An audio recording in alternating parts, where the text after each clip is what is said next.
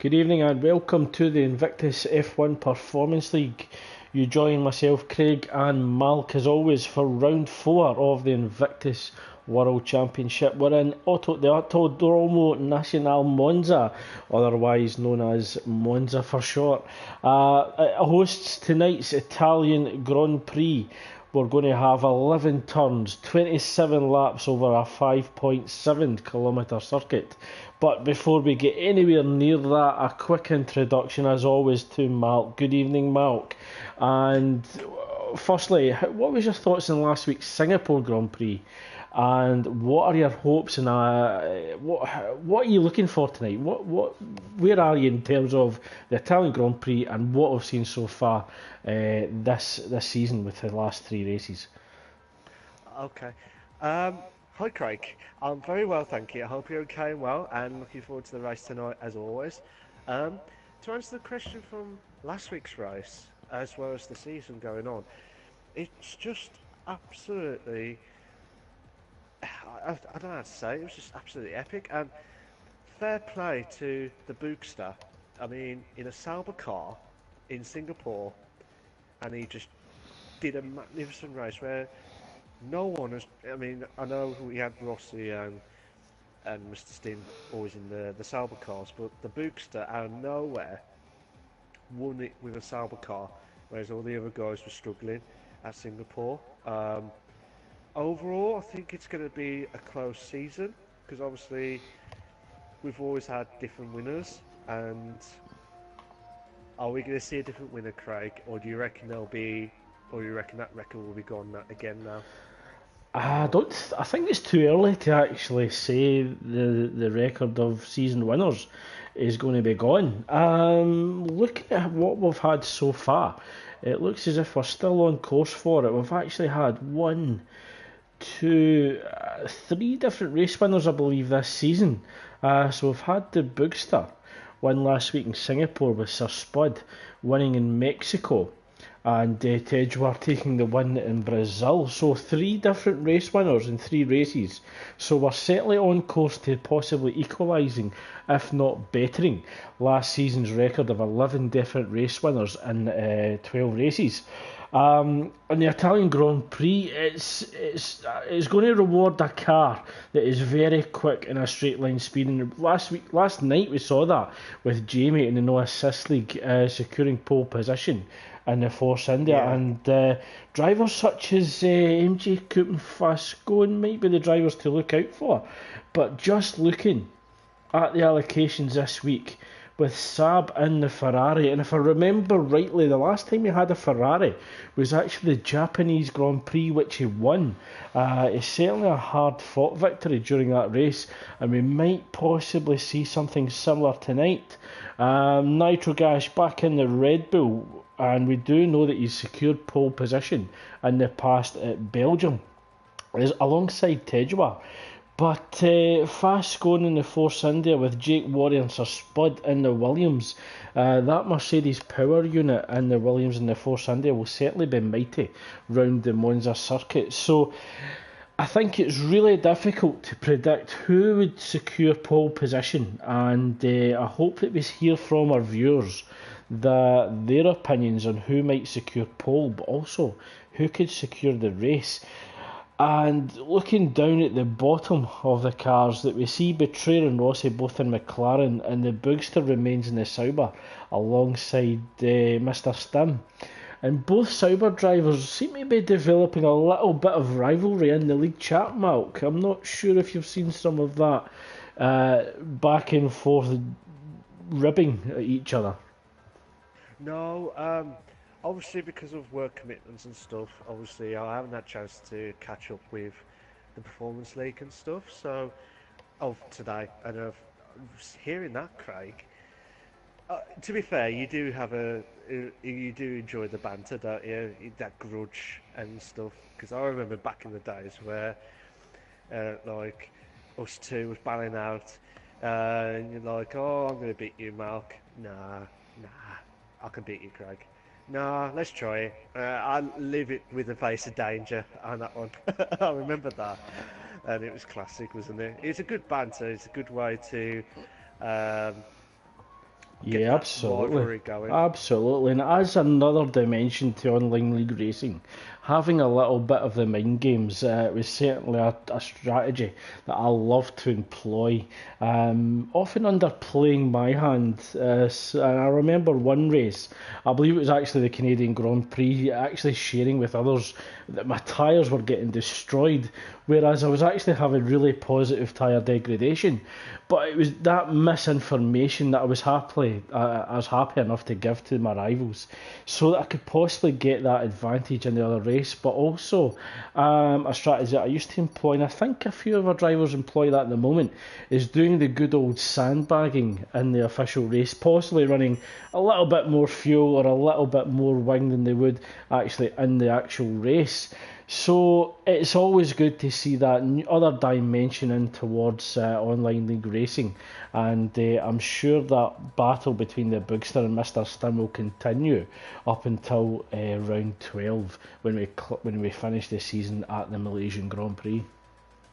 Yeah, I think that'll be absolutely close battles between them two, obviously, but it's just absolutely intense moments as well because I remember those days where we try and make sure you want to try and beat your opponent as well as obviously your teammates as well as your other racers in the league as well.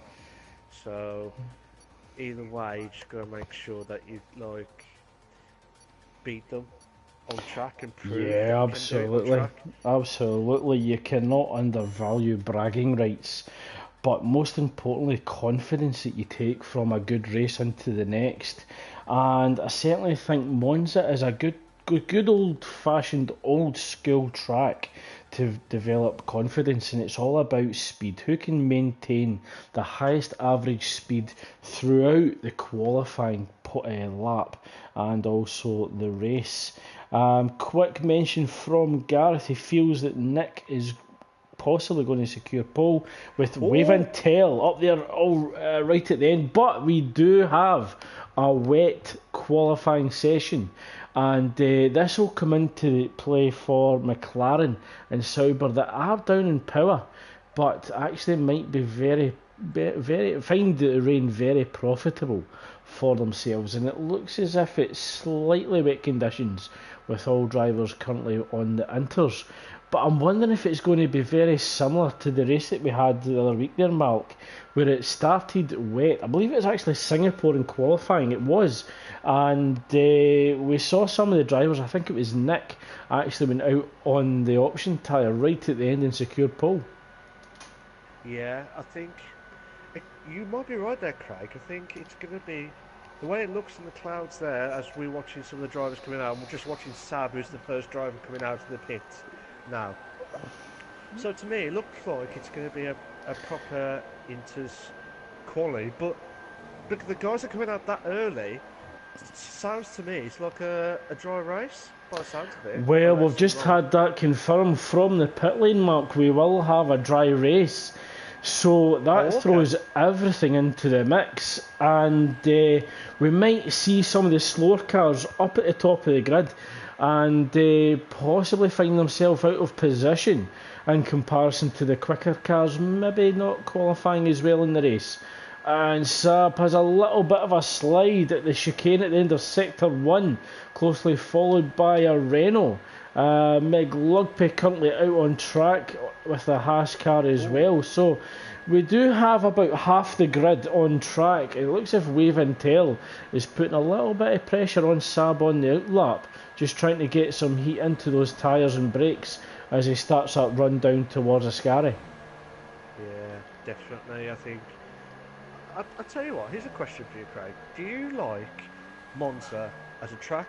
Do you prefer to drive, or do you prefer as a drive it? Sorry, or do you prefer to watch it as we're doing now, commentating? I think as a spectacle, it's good fun. Certainly when Daniel Ricciardo's driving into the chicane at the end of sector one, and also the very first chicane at the end of the pit straight.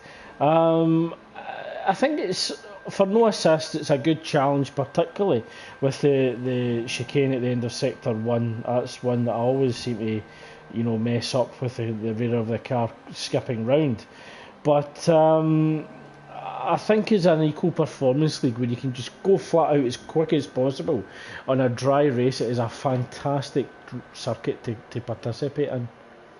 Yeah, I would agree with you on that one, Craig. Because it's sorry, it's a track where you just do not know what to expect. Obviously, you've got like some basic straight line speed, sorry, straight line tracks. So you should get like that down the aero, the Mhm. wings and stuff Yeah, to try and at absolutely. least give you that boost as well. Absolutely, So, and it looks as if the conditions have just caught out Mr. Stim making a mistake down at oh, Retifilio. It actually looked as if he broke too late and actually went straight on and just waited for McLugpy to come round, who is now going on to Sector 2. so I'm just But watching. I'll tell you what cars might be worth watching out Oh, for is the Red Bull boys. It'll certainly be mighty with the wet conditions, and they might actually lose time out in the dry race. yeah, they'll probably lose out on that. Just correct me if I'm wrong. Correct me if I'm wrong, Craig, but it's more. It's like I said earlier. This track is more for downforce. So especially the cars like the Force India, the Williams, the Mercedes boys as well. The Red Bull guys will have in my personal opinion, I think it's a little bit of a struggle, unless I'm wrong. Oh, Yeah, certainly cars that are mainly with the Mercedes power unit and are very sleek in a straight line certainly have the advantage. But under these wet conditions, the Red Bulls are certainly strong with Tejwa finishing third with a 1:33.3. But McLurpy and the Haas taking provisional pole with 7 minutes remaining in the session, oh. followed by Giuseppe and the Toro Rosso. I think Ross is going to the pits now. Nitrogas says, will he get it? He goes 134. Craig, he's done a 134. Yeah, But and watching that's good enough. SJD. Yeah, and that's good enough for seventh at the moment. Rossi, I think, possibly made a mistake there, bailing out of that qualifying lap. As SGD in the Ferrari moves up to P9 at the moment. Nick Thompson currently up in third, with Jake Warrior and the Williams in fourth. Yeah, I'm So just watching Mr. Stim now. I'm just wondering if we might see track evolution with the racing line possibly drying out and certainly getting quicker. And it might pay dividends for all drivers to be on the track at the latest possible point.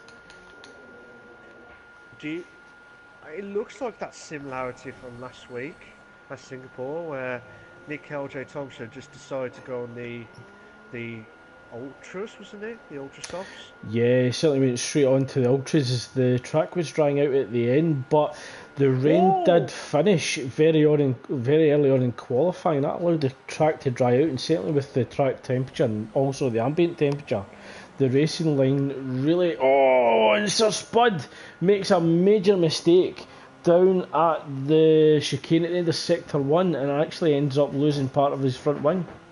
oh. Sorry, Craig, but Mr. Stim in a Sauber car has moved up sixth with a 132.8.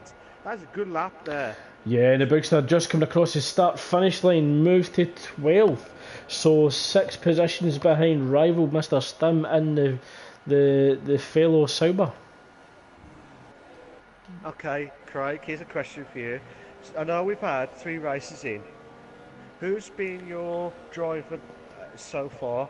I know it's early days, but I'd rather you pick a driver than you like, oh, it gets changed at the last minute near the end of the season.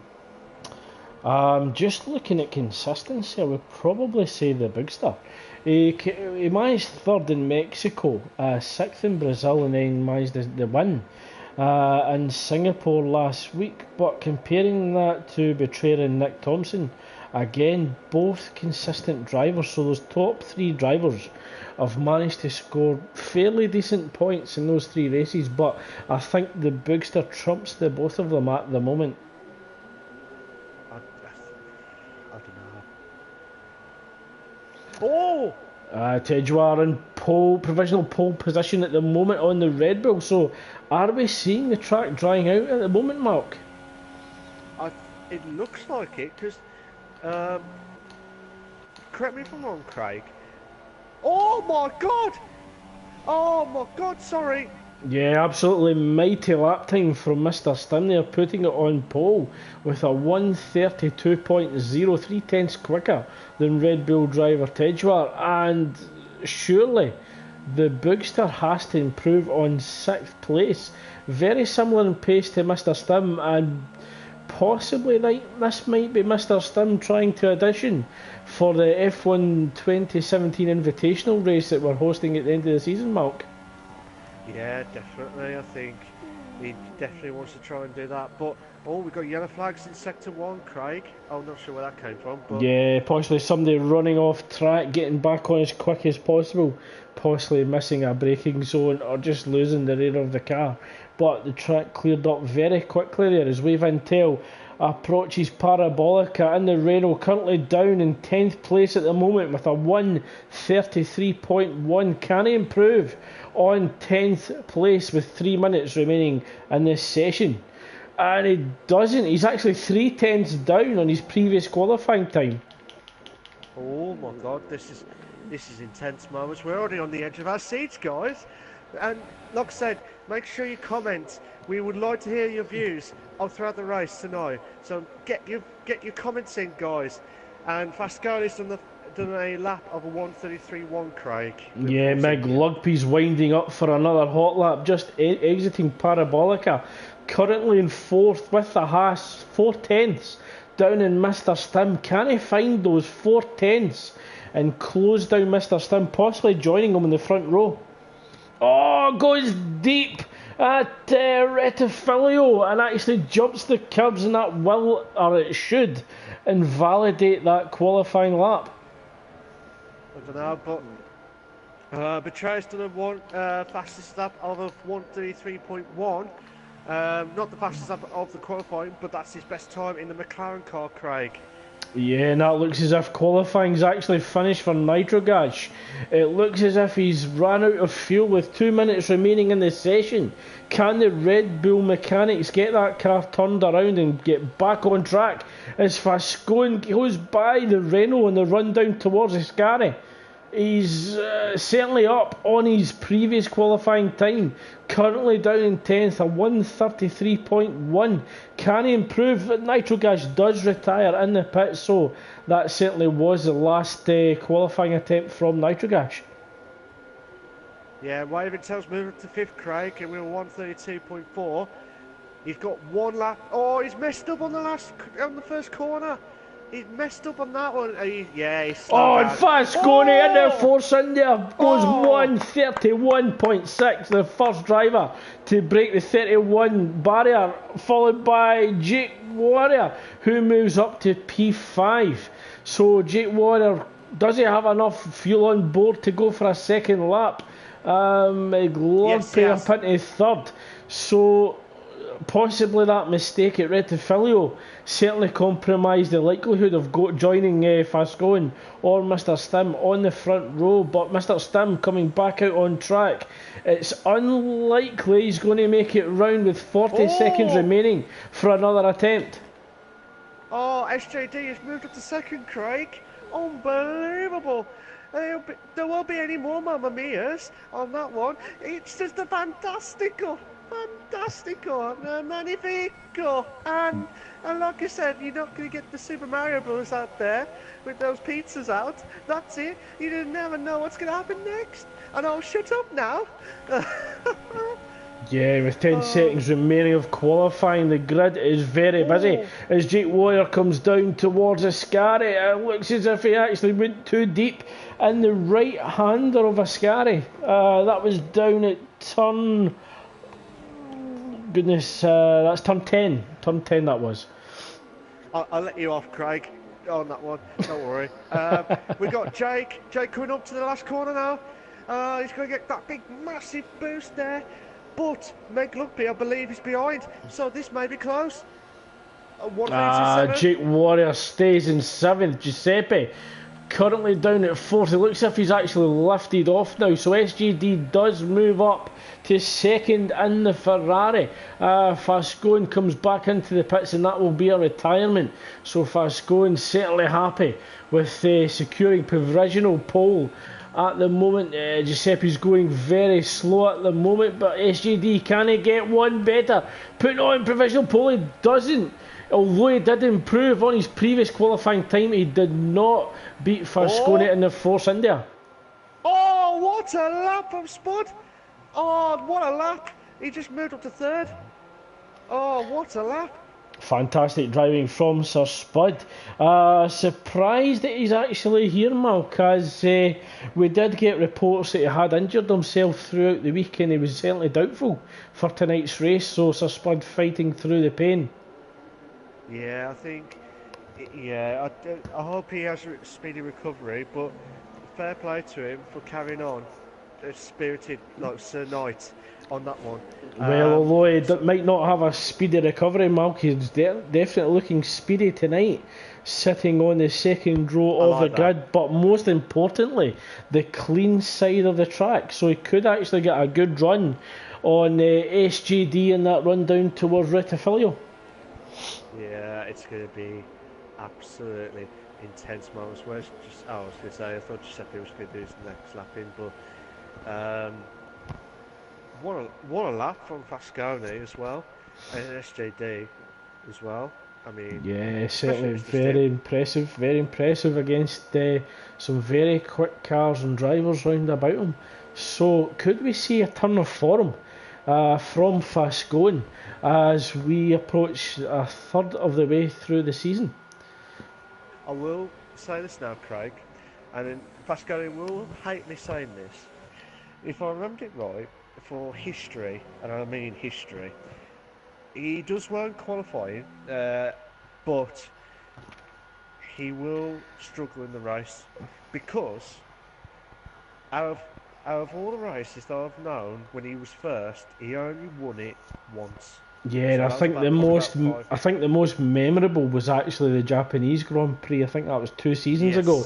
Yeah. He qualified in pole and actually put it in the wall in Sector 1. So the checkered flag drops in the Italian Grand Prix qualifying session, and we will await the qualifying results. So it is Fascone on pole with SJD joining him on the front row in the Ferrari for P2. Sir Spud takes third. Mr. Stim in the Sauber, very impressive, takes fourth. Giuseppe is on fifth. McLugby starts sixth. Nick Thompson starts seventh. Tejwa takes eighth. Jake Warrior ninth. Wave Intel 10th.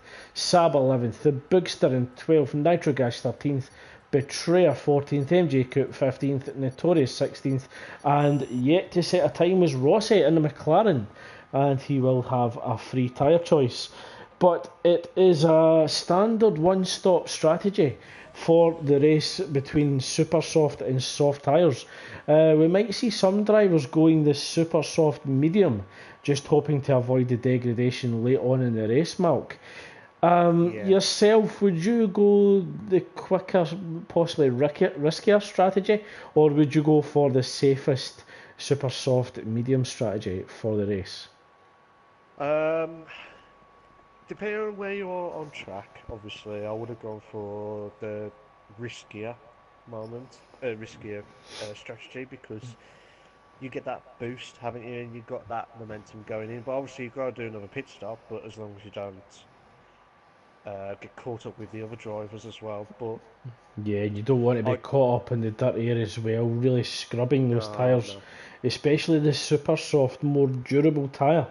So yeah, there's a lot of time to be lost in corners such as the Lesmos. Right. I was actually going to say Degnas because we're talking about Japan, but no, certainly you can get caught up with the dirty air through the Lesmos, and certainly Parabolica as well. And speaking to Jamie after last night's no assist race, it sounds as if he was really suffering from the dirty air coming through Parabolica, really compromising that run on the driver going into Rettifilio. Even with DRS, sometimes you just weren't catching the drivers quick enough. So it looks as if all drivers are ready to get started, Mark. All drivers have selected their strategies ahead of the Italian Grand Prix. Let's hope that we have an incident-free first chicane, and we have a cracking 27-lap race. Definitely. I was going to say, Craig, quickly, what would be your strategy? Would you go on for the same as me, or would you go on different? Absolutely. Starting from 12th last night, I actually opted for the soft end super soft. So as we have 4 red lights, 5 red lights, we are... Go, go, go. It's a great start from SJD in the Ferrari. It looks as if it looks as if he's got ahead of Fascone. He will control the inside of Rettifillion. SJD should come out ahead, but Fascone not giving up, and that was a dive into Rettifillion, I believe. So possible. Not actually sure what happened there, Matt. Just caught that out the side of my eye. But certainly SJD and Fascone carrying on this battle up Curvy Grande into the chicane into sector 1. Mr. Stim all over the back of the Ferrari of SJD for third. Yeah, Ted just moved on to 10th after Nitrogas dropped down to 11th. Notorious has dropped down to 16th. I'm not sure what happened. Oh, there's been an incident between MJ Coupe and Notorious at the back of the grid. I'm not sure exactly what happened there, Craig. I can't really say. Yeah, with yellow flags briefly for Sector 2. But just looking at the tyres that the drivers have started. Oh! It's Urspun and Giuseppe having a battle into Ascari. Now both cars going wheel to wheel, neither giving any quarter. And it was Giuseppe that came out of Ascari ahead. But Giuseppe and Sir Spud both on the medium tyre. Oh my God, Craig. Oh, beautiful.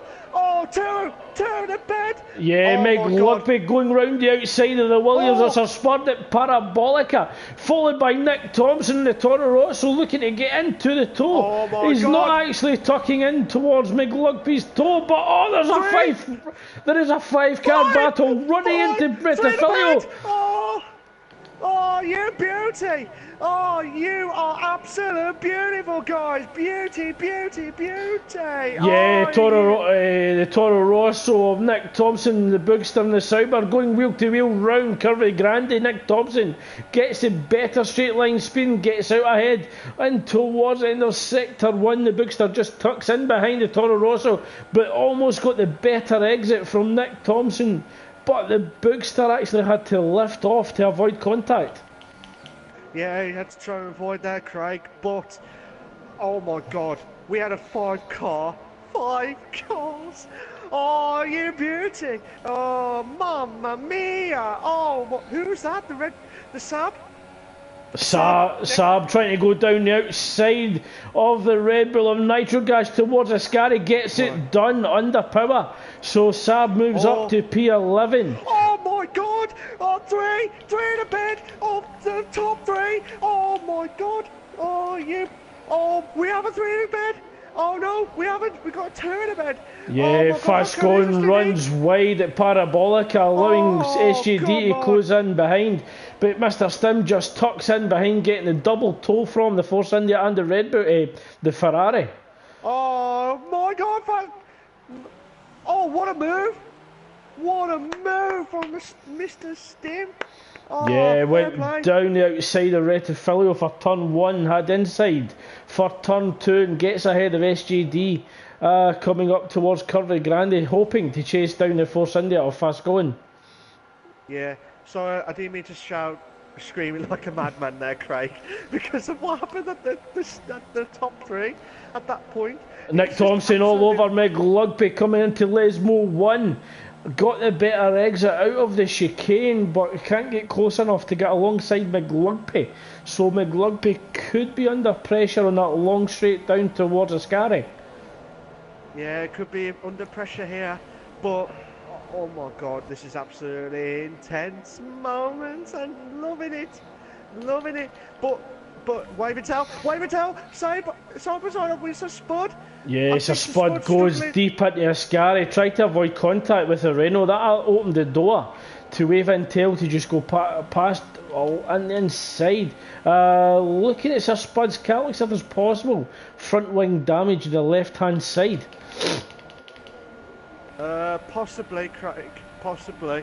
But I'm just trying to see if there's any more close battles, because Ross is closing in on Sir Spud now. Yeah, McLugby's closing down Giuseppe, while Nick Thompson closing down McLugby slightly behind. So McLugby currently in a Toro Rosso sandwich at the moment. Oh, Rossi going for the inside. Oh, um, any news on the top 4th, 5th, 6th situation, Craig? Or are you still the same? Fast going holds on to the lead of the race, followed by Mr. Stim, 4 tenths behind, but he is putting the pressure on the Force India driver.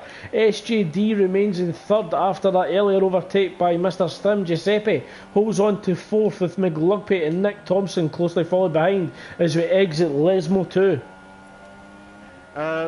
While you watch that, Craig, what was it now? Oh yeah, Jake dropped down to 10th. I think he made a mistake after the first sector, you know, the chicane part. I can't remember the name of the track. Saab crashes out in the Ferrari. That's down at Ascari, so Saab lost the rear of Ferrari, puts it in the wall down at turn 8 and 9. So that's yellow flags for sector 3. And we hope that the race marshals can get that cleaned up as soon as possible. I'm sure they will, Craig, on this, because they're doing a fantastic job here. But Rossi, will he be a Valentino Rossi on this? Oh, he's not close enough to Spud. Yeah, Mr. Stim doesn't seem to be making any headway on fast going. That's allowing SGD to close the gap. It's down to 4 tenths of a second at the moment, Mark, as we come through Curve Grande up towards the chicane. Lock up by SGD. And rather than just cutting the corner, tried to make that corner as best he could. Meg! Oh, you beauty! Fantastic move from McLugby there. Absolutely brilliant. Up the inside at Lesmo 1, held on to it on the inside. Got the overtake done in Giuseppe, but Nick Thompson trying to put pressure on fellow Toro Rosso driver Giuseppe as we run down towards Ascari. So McLugby, fantastic overtake, and I'm hoping that we get that on the Instagram page after this race. Can you bookmark that, mate? That'll be fantastic on that one. This is epic. It's only lap 5 of 27. This is why I love this. Where's the yellow flags? Yellow flags on sector 3. Not sure where it's coming from. Rossi's lost it around Ascari, I think. So just watching SJD. Yeah, he was stuck behind Sir Spud there as he came up towards Parabolica. Possibly get caught in the dirty air, Malk, and ran wide. Craig, I'm sorry to say this, but we have got a little bit of desync at the minute, because I'm watching SJD at the minute, closing on Mr. Stim, and his car just jumped out of nowhere. So we might have a little bit of a desync problem here. Yeah, hopefully that stabilises and does not compromise each other's races. Nick Thompson continues to put pressure on Giuseppe, exiting Lesmo 1 in towards Lesmo 2. Giuseppe will have DRS from the Haas of McLugpay as well as Nick Thompson from Giuseppe. So it's all about who gets a better exit out of Ascari up towards Parabolica. Yeah, just see who gets that perfect exit here. But watching it here, Craig, I'm watching from SJD's point of view. You'll be thinking, what do I need to do to get past Mr. Stim on this? Hopefully we'll try and get that sorted. This is the opportunity here. This has got to be an opportunity here for SJD. And Mr. Stim's going already defensive. SJD go on the left. Side by side, two. SJD should have the straight line speed there, Mark. Oh my God! He'll probably have a penalty for that, the corner there. No, he wasn't. He let Mr. Sim through. Boss Toro Rosso is going through Rettifilio wheel to wheel. Nick Thompson looks to have got slightly ahead of Giuseppe as we come round Curve Grande, but Giuseppe not willing to give up that position too easily as we approach the chicane that I find most hardest. So, we come out of turns 4 and 5 with Nick Thompson leading the Toro Rosso battle. While you watch that, Craig, I saw Tej and the Bookster, the winner of last week's race at Singapore. Tej has got, aka Tom, he has got a 3-second time penalty for multiple warnings, Craig. So that will be added on to his race time at the end of the race. Yeah, and the Bigster on those fresh super soft tyres, trying to make up as many positions as he can in the opening few laps of the race, possibly coming in round about lap 13, 14 with fresh super softs. Here's a question for you, Craig. I know we already talked about the strategies of the tyre wear. When do you think the tyres will go? Well, it's a difficult one because all drivers actually started on fresh rubber. So you could actually see a mass of cars in the pit lane round about the same time. So fresh super soft should get you safely to lap 12 or 14, with the mediums getting you round about lap 18, 19, possibly 20. The softs should take you to safely about lap 16. So certainly Giuseppe, Jake Williams or Spud looking to go fast at the end of the race. And it'll be interesting to see what Vasco and Mr. Stim and SJD, who are actually all fighting each other for the top 3 positions, what tyres that they might go into next. If you was in Mr. Stim's or SJD's moment now, them two battling out, would you risk it and pit in now? Or do you think that's too much now? I wouldn't come in now. It's far too early.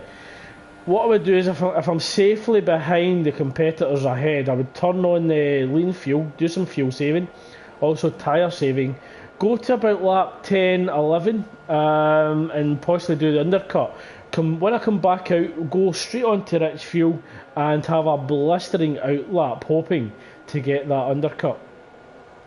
Hopefully we'll get that. But here we go, SJD and Mr. Stim battling out for the top 2, sorry, second and third respectively. Oh my God, side by side. Oh, that was close there. Yeah, Mr. Stim just forcing the Ferrari of SGD to go round the outside. So Mr. Stim using all his know-how and racing experience to defend like mad in that Sauber car against a mighty Ferrari. Yeah, it's going to be very difficult, but SJD should have gone past, but obviously it's very difficult for... I think Mr. Stim has got like lower, probably about 1-1 wings by the sounds of it. Yeah, possibly running 1-1, possibly 1-4 wing with 11 ballast, and that would make it very sleek in a straight line. And I certainly think he's forced into setting the Sauber up like that because he's against some very quick cars, especially the Ferrari that's putting on a lot of pressure on him as we're exiting Ascari on lap 9. Whoa, big slide! And that looks as if that was possibly Rossi trying to get the car turned round again on the exit of Ascari. Thankfully, the car ghosted and avoided contact between the second and third place drivers as SGD runs wide at Parabolica, struggling with dirty air behind the Sauber of Mr. Stim. Here we go, 2 in the bed. Oh, come on. Oh, he's done it. Yeah, he's done it. Mr. Stim trying to get the toe off the Ferrari in towards Rettifilio, but SGD gets his nose ahead and begins to control that turn in towards turn 1.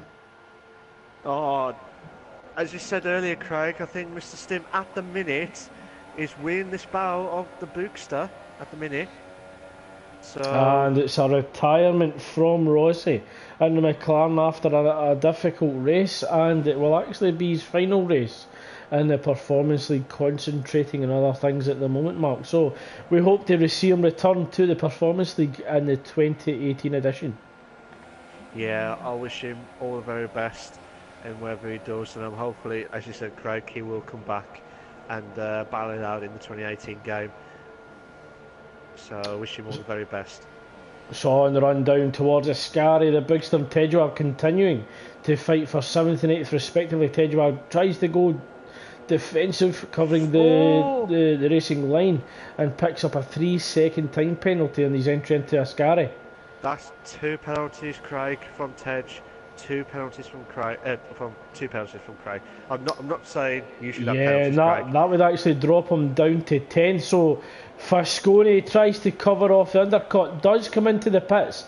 That releases SJD and Mr. Stim, followed by Meg Lugby, who's also now putting the pressure on Sauber driver Mr. Stim. Oh, McLugby goes deep in towards turn 1. Retifilio tries to regain the car and the racing line, and that allows Mr. Stim to begin to open up that gap again. He's got it back up to 9/10 of a second. Yeah, 9/10 now, but Fasconi's dropped down to 11th with the soft tyre. He is going for the soft tyre, so Fascone going for the quickest tyre strategy. And I think that was possibly the best time to come in. The soft tyre should get him to the end of the race. But if SJD, it should get him to the end of the race. SJD and Mr. Stim, if they stay out longer, their soft tyres will certainly be more fresher later on in the race and could actually give them an advantage against Fascone, whose tyres will be about maybe 2-3 laps older. So Mr. Stim and SJD could get an advantage later on in the race with a fresher tyre in comparison to Fascone. Yeah. Oh, I'm just seeing a battle here between Nigel Gash and Notorious for 14th respectively. And I'll tell you what, these guys, they were both battling out left, right and centre here. Yeah, and Mr. Stim did not elect to go longer, so Mr. Stim pitting on lap 11. I do expect to see him going on to the soft tyre as well. But where is he going to come out to in relation to Fascone? Fascone just coming round Parabolica. At the moment, Mr. Stim still on the pit box. It looks as if he's being held in there. So, for some reason, there was a delay in releasing him from the pit box. I don't know if it's either had his wings changed or what, because that's just, or that was an incident with the game. I don't know, but that's just compromised his exit now. So Fascone moved to 9th. Yeah, and that's dropped Mr. Stim down to 11th behind MJ Coop, who is also yet to pit as well, I believe. I believe MJ Coop and the top 8 have not pitted yet, Craig. So the top 8 plus MJ Coop have not pitted yet. All the others have pitted. Yeah, Fascone currently stuck behind Sir Spud on the medium tyre. Yet to pit as well, of course. So Fascone stuck down in 9th place, but can he get a great exit from Ascari, possibly making the move up before Parabolica? Yeah, I said before, 2 great mates on track, but they're enemies on track. 2 great mates off track, 2 great mates enemies on track. Oh, I'm getting confused now. I'll stop it now. Well, Fascone had a little look on the inside of Parabolica as Sir Spud runs wide on the medium tyre. So Sir Spud possibly struggling with tyre temperature, and that medium tyre has absolutely no grip. That moves Fascone up to P6 as SJD comes out ahead of Fascone in the pit lane, but Fascone had the better pace in the Force India as SJD was exiting the pits, and Fascone retakes the lead from SJD. So SJD slightly unlucky there, but certainly not willing to give up the fight against Fascone. Has a little look on the inside at turn 4. SJD's got a 3-second time penalty, Craig, so he will get down at least 7th place for now. Nick Thompson beginning to close down Mr. Stim for 8th place at the moment. Gap 1.1 second as we approach Lesmo 2. But a bit of action on track there, Malk. Yeah, sorry, Craig, I didn't mean to shout like that because Fascone, he lost out and hit the gravel, and I thought his car was going. I thought he lost it completely, but he held up and hold on to 5th there, Craig. Yeah, and possibly that mistake, little bit of dirt on the tyres, could allow SGD to begin to close down Fascone as we come round Parabolica on the start-finish straight to begin lap 15 of 27. So it's still an uncertain race victory for either of these drivers. Both drivers settling in with a chance of securing the win. SGD with time penalties, of course. But the question is, with 13 laps remaining, can SGD overtake the Force India and open up the gap that he needs to actually secure the race win? It's a tough one, Craig. It's absolutely tough, but he needs to get back into the racing, try and get past Fascone, which at the minute I can't see that happening. Um, if you want my honest opinion, I can't see that happening. I think at the minute he should have to hold on.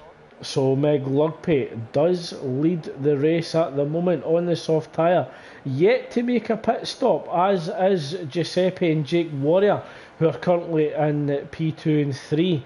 So Meg Lugpay, once he pits, Fascone and SGD should retake P1 and P2 in the race.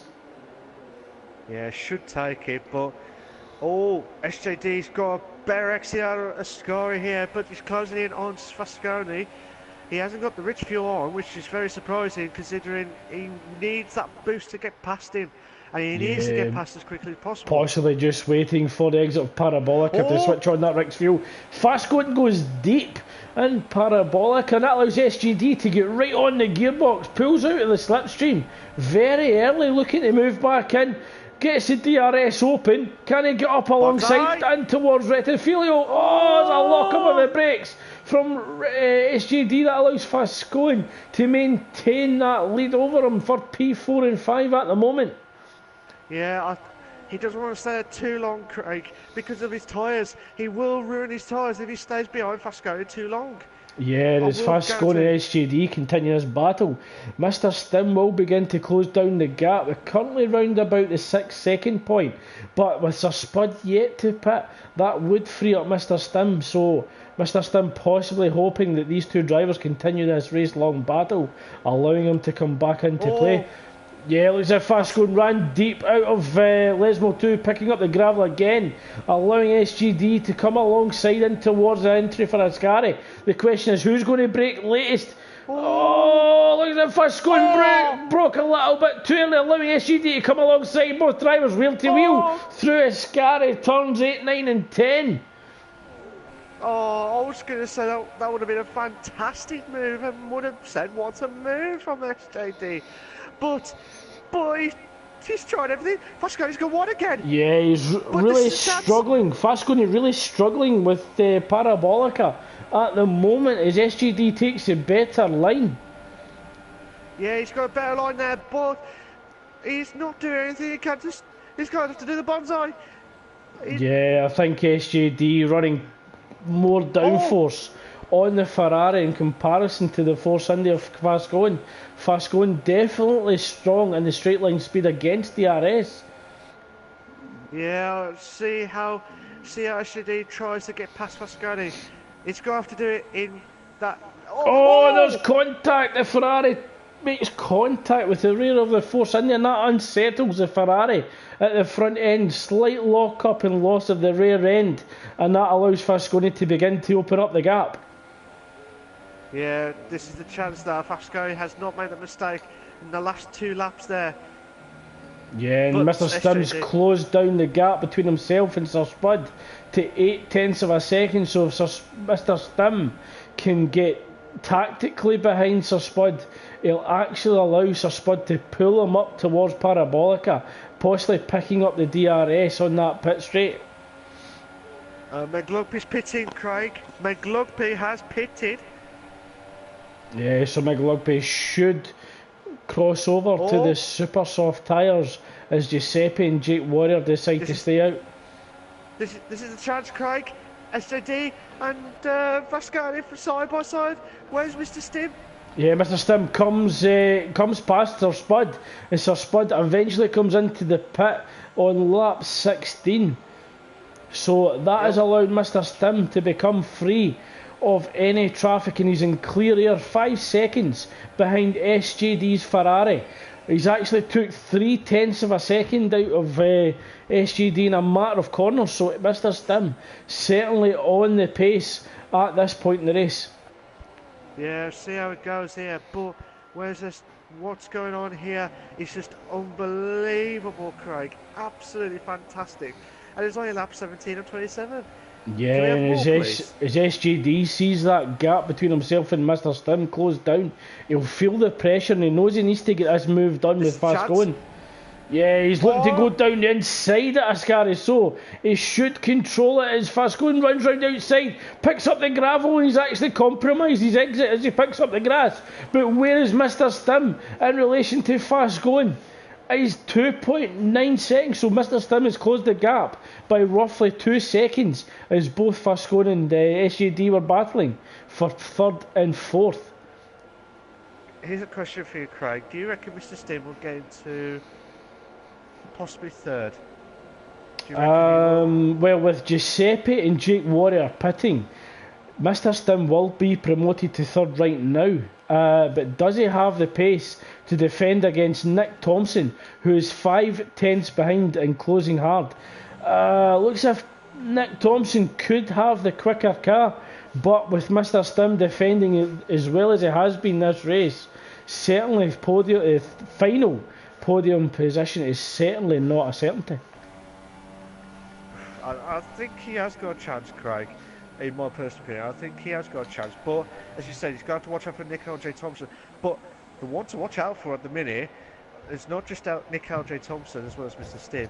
I think McLugby's catching Giuseppe up. Yeah, absolutely. Meg Lugby is flying in that Haas. Then the gap between Giuseppe and McLugby and Nick Thompson is 3.7 seconds. Is McLugby possibly caught in the dirty air there at Lesmo 2, running wide, just kissing the gravel there, so definitely escaped a mistake there. Nick Thompson still stuck behind Mr. Stim, the gap 5/10 of a second, but this is where straight line speed is key as Nick Thompson begins to close down Mr. Stim Parabolica. Oh, Jake has got a 3-second time penalty for multiple warnings. So at the minute, Ted has got 2 lots of penalties at the minute, as far as I can remember. So this means that Jake will drop down to Nick Thompson DRS open right on the back of Mr. Stim, looking to go round the outside. Red to Philio, can he get ahead? Mr. Stim trying to defend and put the squeeze on Nick Thompson, but Nick Thompson getting the elbows out and moving up to third place. Bookster and Waventel on first corner.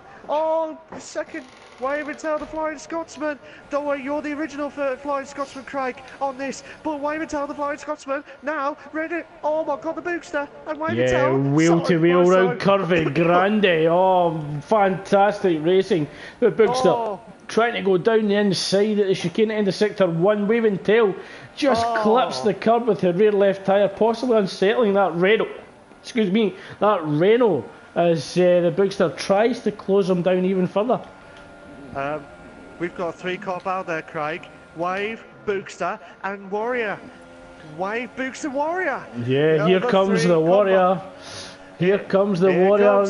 P9 looking to get a double overtake as yellow flags being waved at the entry of Ascari. And that is Notorious. So Notorious has put it in the wall at turn 10. So Jake Warrior comes out the slipstream of the Bookster Sauber, looking to go round the outside of Parabolica. And that's how you do it in the Williams with super soft tyres right round the outside of Parabolica, and he'll pick up DRS from Waventel and begin that run down towards turn 1. That's fantastic. But Meg Lugby just went past Giuseppe before the first corner, Craig, so that's a big boost for Meg Lugby. And he's going to try and close in on Mr. Stim now. Absolutely fantastic racing here. Oh my God, Jake and the Flying Scotsman of Waventel.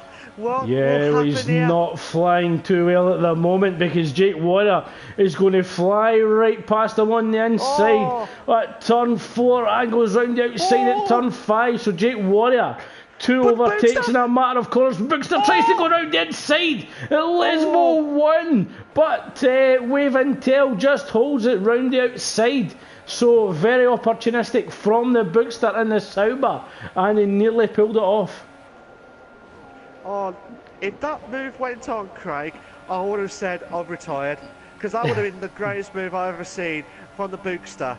Now because of that, Mr. Stim could lose out 2 positions from Meg Lugby and Giuseppe, who are both on the super soft tyres. So Meg Lugby all over the back of Mr. Stim at the exit of Parabolica, and he's closing him down incredibly quickly. The DRS is home. Mr. Stim tries to control the inside line, trying to force trying to force McLugby to go round the outside, and it looks like he has, but Giuseppe and the Toro Rosso trying to jump on the inside of McLugby at the exit of Rettifilio. Oh my God. Oh, fantastic racing here. Absolutely fantastic. But where's Meg? Oh, McLugby going for the Ricardo on the inside of turn 4. Oh, slight contact. Yeah, slight contact between Mr. Stim and McLugby. But Mr. Stim lifts off, allows McLugby to re-stabilise the car. But Giuseppe was just unlucky. I think he get tagged in that as well. And he certainly could not take advantage of that. No, he has lost his front wing, Craig. He's lost a bit of his front wing, sorry. I'll reiterate that, sorry. He has lost that bit of that front wing because of that little bit of a collision with Mr. Stim. Because of that incident there. Mr. Stim's got a 3-second time penalty, Craig. Yeah, so he's down in 5th. He has Giuseppe all over the back of him for the battle between 5th and 6th. Jake Warrior 6.3 seconds behind this battle as well, but in a very fast Williams and super soft tyres. SJD moves up to P1 with Fascone dropping off. So possibly a mistake from Fascone at Parabolica. The gap's 6.1 seconds. We know he was running wide, possibly with lack of downforce at Parabolica, and that could have been the result of, or that could be the reason why he has so much straight line speed defending the DRS. So SJD in a very promising position, looking to take his first Grand Prix win in the Performance League. That is just without that one absolutely fantastic win for SJD as well, and that'll be a massive boost to his championship, you know, his confidence in the league as well. So that'll be a good boost to there as well, Craig. Yeah, absolutely. Certainly any race win can give you confidence. And absolutely fantastic battle between SGD and Fascone. Giuseppe has a run on Mr. Stim at the beginning of Ascari, and both drivers going wheel to wheel. Neither driver wanting to give up that position, but somebody just had to concede in the end, and unfortunately it was Mr. Stim. I think he has got that straight line speed because he's trying to close in on Giuseppe at the minute. But Fascone had a 3-second time penalty, Craig. So he has got 3-second time penalty, Fascone. And Tejo are trying to close down the Bugster to retake P9 from him after the Bugster overtaking them earlier on. The gap currently sitting at 0.6 of a second as we cross the start-finish line for lap 23. Yeah, while you're watching that, Craig, there's at least two battles going on. Sorry, 3 battles. Giuseppe, Mr. Stim. You got the Bookster Tej, and now I'm watching Sir Spud and MJ Coupe for 11th place respectively. So it's just absolutely intense moments here. Absolutely intense. MJ Coupe all over the back of Sir Spud down in P11 and 12. So both drivers hoping to get into the points after a difficult race. Yeah, I mean, it has been very difficult for these guys as well, because they're trying everything they can, and they can't do anything about it at the minute, because it's the nature of F1, isn't it? Really. Oh, MJ Coupe! Oh, he lost the car. I can't remember what turn it was now, but just before the first DRS straight, he was just completely lost the car. Oh, sorry to interrupt you there, Mal, but Ted were trying to go down the inside of the Bookster at the exit of Ascari, just couldn't get it moved on. But he's just holding on to the rear tyres of that Sauber as we come through Parabolic, and it looks as if the Red Bull has a better downforce to go right round the outside. So Tedjar takes P9, but the question is, who has DRS? It looks as if Tedjar has DRS, and that should have helped him defend against the Bookster, who's trying to retake 9th on going down towards Rettifilio. Tedjar slightly slower through turns 1 and 2 compared to the Bookster and the Sauber, who was able to get that car turned more sharply. Yeah, he tried everything he can, but the Bookster's side by Tom.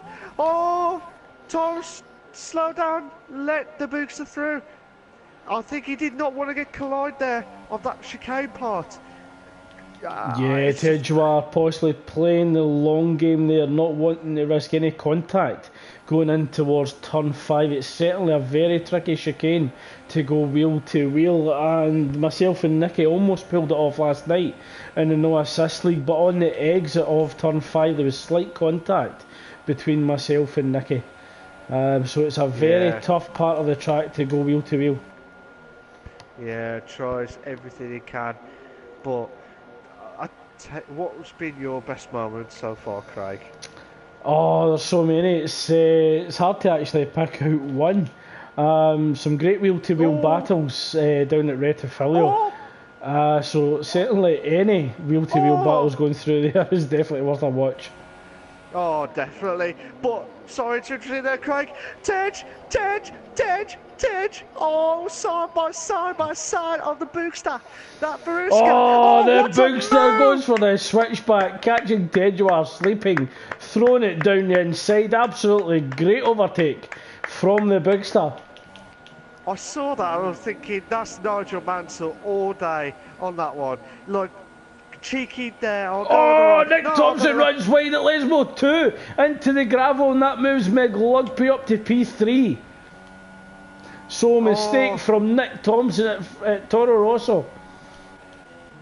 He's still got that dirty gravel. Yeah, he'll still get gravel on the tyres. It'll take a few corners to get those tyres cleaned up.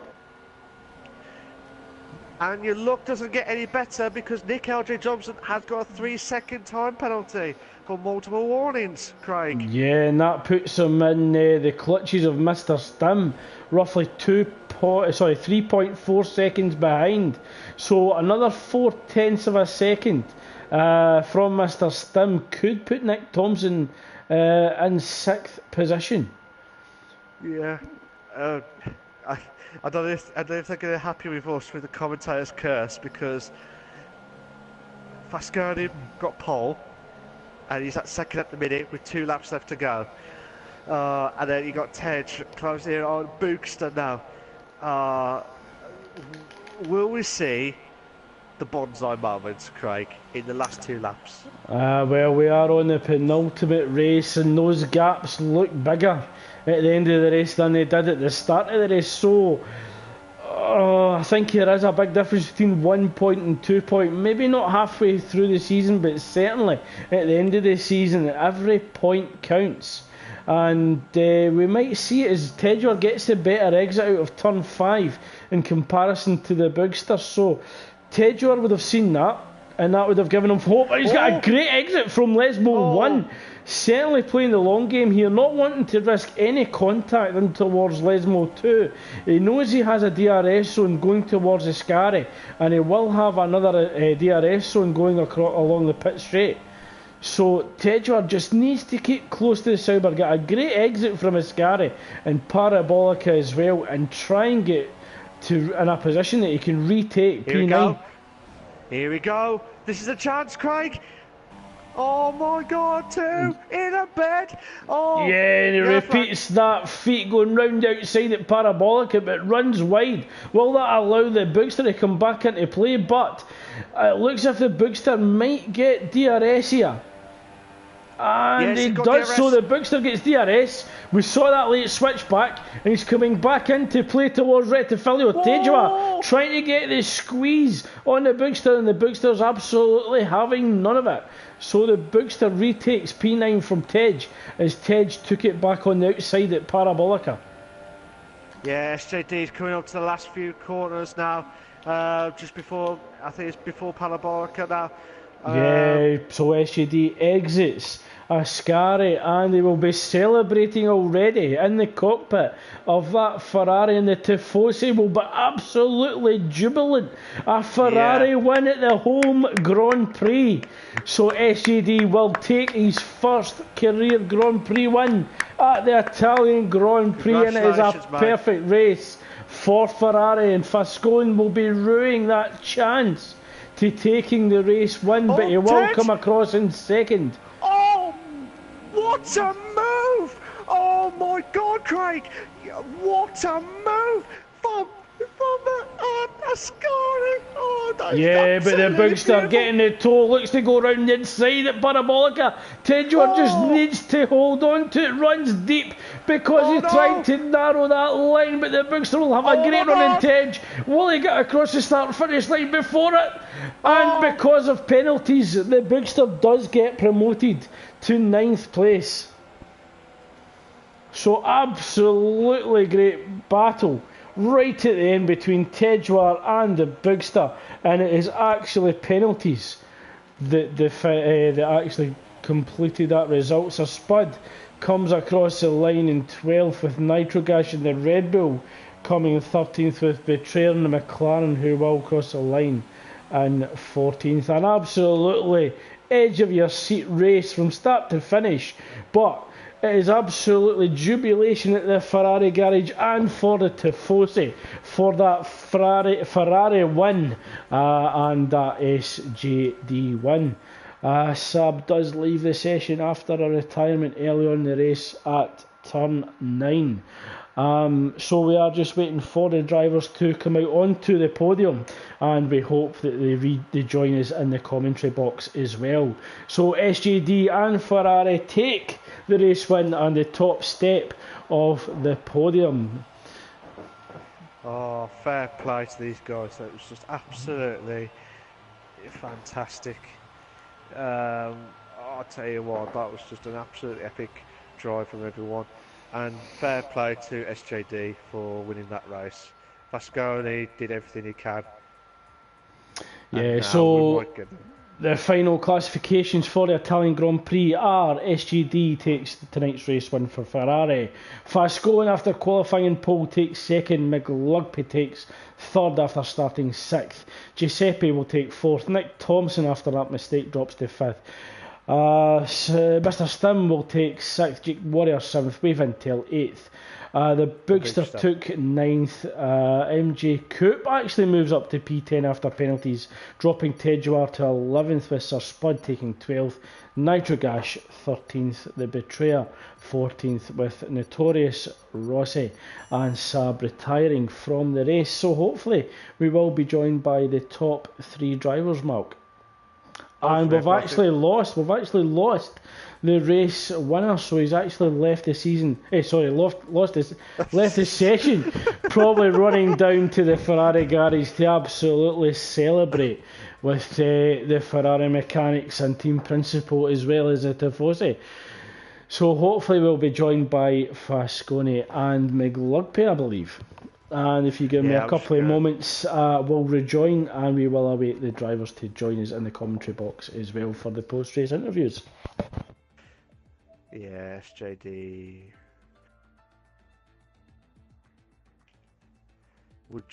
We're sorry for the delay on this, guys. We'll just try and make sure that they're in before they go heading off. Fasconi.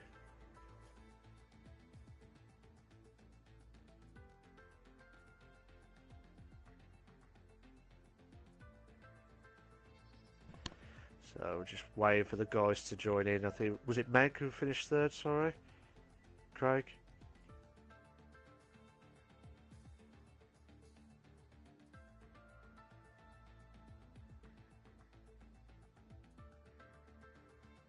We're just waiting for the guys to join in now, so we're sorry for the delay on this. Yeah, I think the drivers will be too busy celebrating with the champagne on the top step of the podium. So we are joined by Meg Lugpy, and hopefully we're joined by Fasconi and SGD. Firstly, Meg Lugpy, congratulations in securing third after starting sixth on the grid. What's your thoughts on how your race went this evening, and were you satisfied with that final podium spot? Yeah, pretty satisfied really. Quali went a hell of a lot better than expected in the wet. I was expecting that to be outside the top 10, but 6 was pretty good. And then the race started okay, second round position. I think on the first chicane, got an illegal overtake thing on. I don't know who it was, but I think it was the car that charged through the first corner. So I'm not sure if I'll get that taken back. But after that, just had consistent pace on the soft tyre, and then switched to the super soft and had a really close battle with Stim in the Sauber. And then Nick, unfortunately for him, but luckily for me, gifted me third place. I think I would have got him anyway, but yeah, so I'm pretty happy. Okay. And it certainly looks as if you were having, a little bit of fun out there with some of the battles that you were having, certainly after the pit stop. Was it just your intention to, as we're just waiting for one of the drivers to sort out their microphone there, was it your intention to almost just go slowly through the grid on the soft tyres and then really go on the attack on the super softs? Was that always your intention? Yeah, I mean, I was surprised a few drivers started on the mediums, actually, because I knew from practice that you could do a soft, super soft. So yeah, that was exactly what my thinking was. I thought, well, heavy fuel, let's kind of pound around consistently on the harder tyre, and then at the end attack when other people are on the harder tyre, and on low fuel when I hopefully have really good pace, and it worked out. And it sounds as if that's almost an indication of tomorrow night's strategy in the Formula 2 race, that you'll be opting for the soft, super soft strategy. Yes, I will. If I qualify a bit better, then it will definitely be the other way around, I would say. Try and make the super softs last as long as you can first and stint. Okay. And then go on the softs. Okay, well, thanks very much. Congratulations on securing third. So we move on to Fascoen, who secured pole position, but was unfortunate to drop down to second place after almost half a race or 3/4 of a race battle with SJD. I think we actually missed what happened, Fascoen. Can you actually explain what happened when the positions changed between yourself and SJD? We did see that you were drifting wide in Parabolica, possibly struggling with understeer from lack of downforce. Was that when the overtake happened? Yes. Yeah, can you hear you briefly, mate? We're sorry for any technical difficulties here, guys. Fasconi will be here. Can you hear us, mate? Yes, we can. Yeah, we can. What I was asking Fascon was that you've qualified on pole, that you after the pit stops, that you actually maintained the lead over SJD after he had made his pit stop. But it looked as if there was a change of positions and then the gap really opened up very quickly. I think we actually missed what happened. Can you share with us what actually happened when SJD took the lead of the race?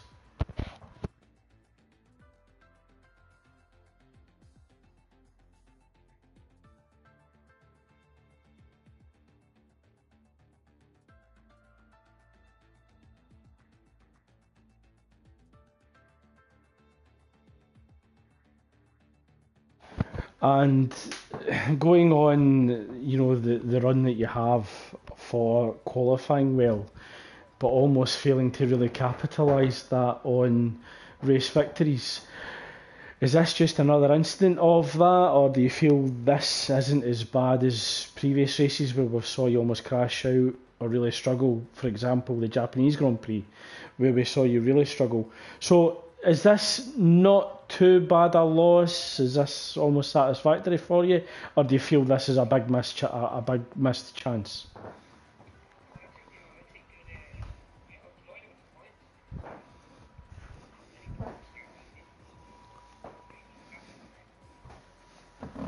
Okay. So next week, I believe that we will be travelling to the home of British Motorsport, Silverstone, in Northamptonshire. What are your thoughts going into next week after tonight's race results? Is there any way that you'll approach that race differently? Is there any car that you hope to get for the race? And is there anything that you can take from the previous 4 races into next week in order to maximise the consistent points gathering that you guys are having? Again, I'll start with McLugpy on that question. I do like Silverstone. It is one of my favourite tracks, and I won an F2 there last year, so I think that kind of proves that I'm all right around there. In terms of this league, though, it's going to be tough. There's so many good drivers, and after tonight's result, I'm kind of expecting a slightly slower car as well next week, which may hinder me a little bit. Okay, and Frasconi, the same question to yourself. Silverstone a track where you feel comfortable at? What car are you hoping for, and how can you use the previous 4 races to go into round 5 to maintain a consistent point gathering for the championship bid?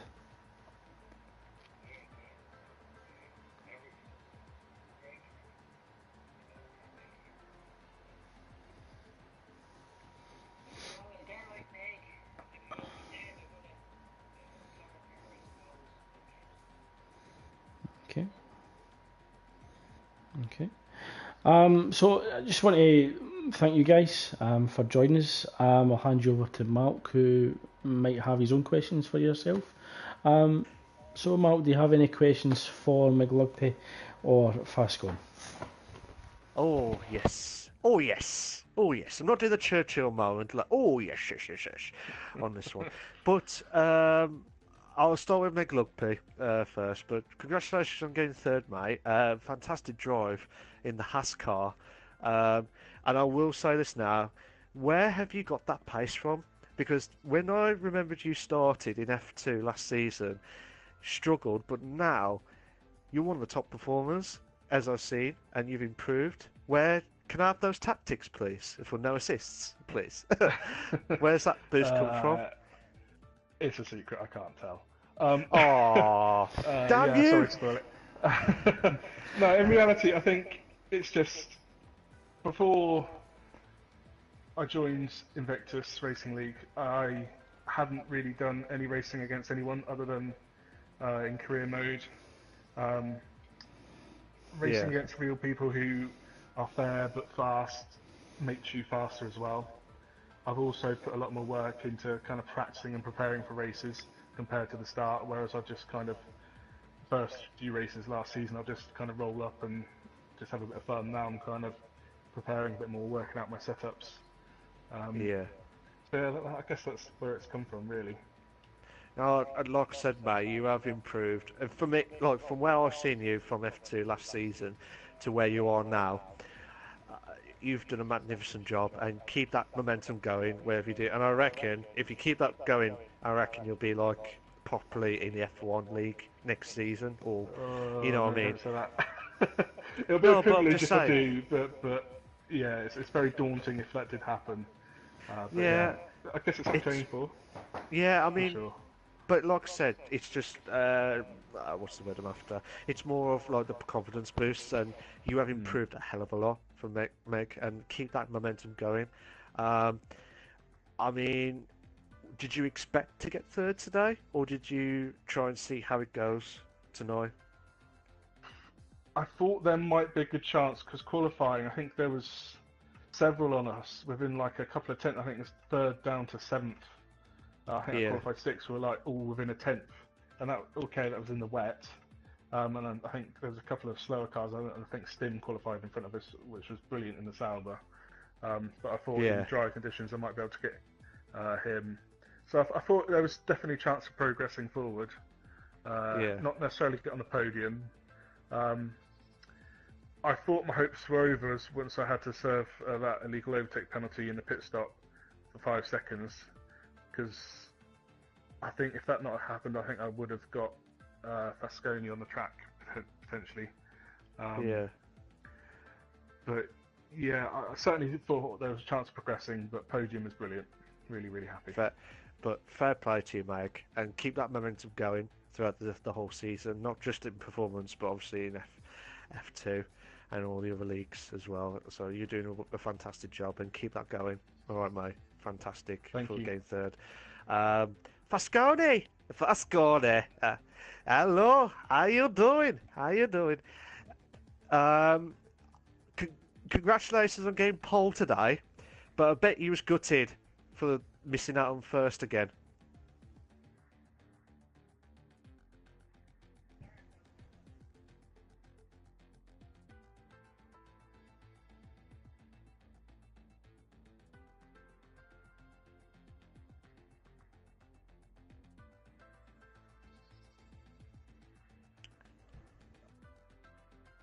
Yeah, yeah. Oh, don't look, Fascone. I remembered all the seasons that you was in the Performance League, and all the time. And I said this at the start of the stream when Fascone you had pole, and out of all the races that you had, you only won it once from pole. Probably a few. Um, yeah, it's not. I didn't mean to put it as the commentator's curse, if you know what I mean. But it's just, I'm hoping it's like I said. I'm hoping that you'll get that boost back up and running and get that win momentality mentality back. I couldn't pronounce it there. I'm losing words here. That's it. But yeah, it's just that mentality to bring back, and it will come. Don't get me wrong, it will come. Um, did you? Was you at any point? Who would you thought was your rival on track today? That you thought, oh, obviously SJD won, but if there was another person on there, who would you thought that was your next opponent? That was could have nicked first or second.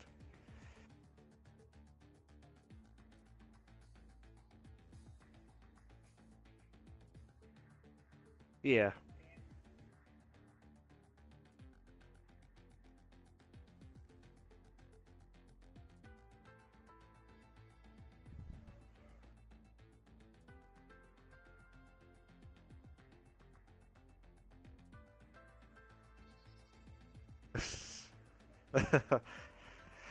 Yeah. Yeah. Just. Just. You haven't got the rocket boost from the Red Bulls cars, that's it, to give them wings afterwards. So it's understandable on that one. But um, like I said, guys, thank you very much for your the podiums. I think obviously SJD is not in with us, so he'll be out drinking all night. That's why he had to shoot off after the podiums and stuff. So, Yeah. Craig, have you Congrats got to any more SJD. questions? Sorry, I just want to say congrats to SJD. It's brilliant. He's been fast in practice as well. Yeah, So real good job for him from him. he did a magnificent job, SJD, and obviously from my no, no, he's just it was just immense how he'd driven that car, the Ferrari, and he did. At one point I thought you and SJD fast going were battling out, and then I don't know what happened. I don't know if you lost out on that point, but he was gone after like 10 seconds. But yeah, he did a fantastic job, and obviously for myself and Craig, he done. We would say congratulations to him. He's just done an epic job. Um, but yeah, what was I going to say? Yeah, cheers guys for joining us with the podium stuff. Craig, have you got any more questions or to say before our final thoughts before we No, go? not at all. Just thanks to McGlurpy and Fasconi for joining us for the post-race interviews. Congratulations in second place and third, and also congratulations to SGD, who's away celebrating his race win tonight. We hope that you enjoyed tonight's race stream, as always, and that we hope that you join us next week for the British Grand Prix. And we're almost 2 races away from the mid-season break, so every point is crucial, and we Points hope mean that you prices. absolutely, and we hope that you join us again next Tuesday for the British Grand Prix. So it is a good night from myself, and Mark will always leave you to close it out with your favourite phrase of the moment. Do you want to say it? I feel bad. Nah, I that's feel bad. okay. Are you You sure? say it. You say it. Sure. Remember, guys, stay classy. See you later.